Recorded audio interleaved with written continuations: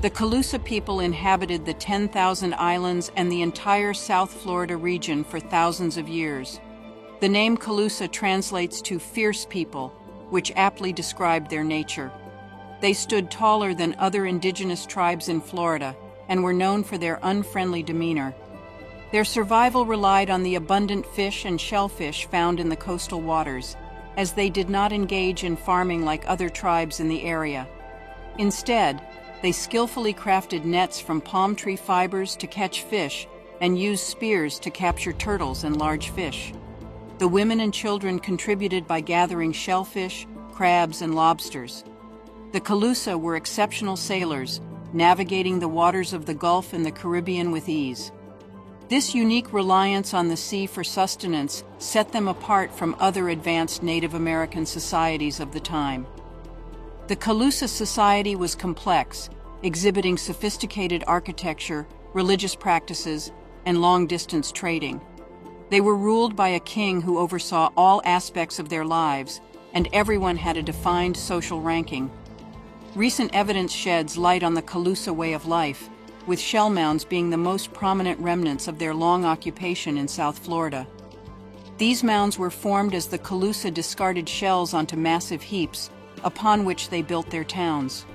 The Calusa's capital, Mound Key, situated in Estero Bay near Fort Myers Beach, was a colossal mound towering 32 feet above sea level.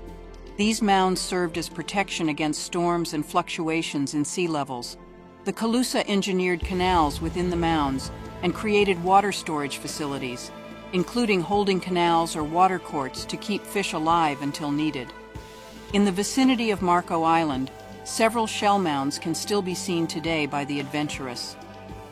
One notable example was a 16-foot-tall, 40-acre shell mound located in the village of Goodland, which has since been utilized for roads and homesteads by early settlers.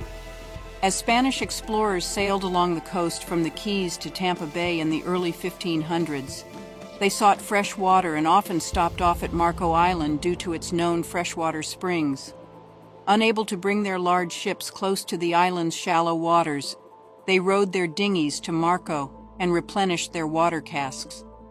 The Calusa resided near these springs, and the term Caxambas derives from the Calusa language, meaning sweet water or fresh water. With the discovery of the Calusa's presence throughout South Florida, Spanish missionaries arrived in an attempt to convert them to Christianity. However, they faced fierce opposition and suffered significant losses. This encounter introduced various diseases such as diphtheria, smallpox, and typhoid, which inflicted devastating consequences on the Calusa population. Ponce de León, the renowned Spanish explorer, embarked on colonizing Florida for Spain. While mapping the region's coast, he encountered fierce resistance from the Calusa and was wounded by an arrow. His crew swiftly returned him to his ship, but he succumbed to his injuries a few days later in Puerto Rico. The exact reasons and circumstances surrounding the Calusa's abandonment of the area remain largely unknown.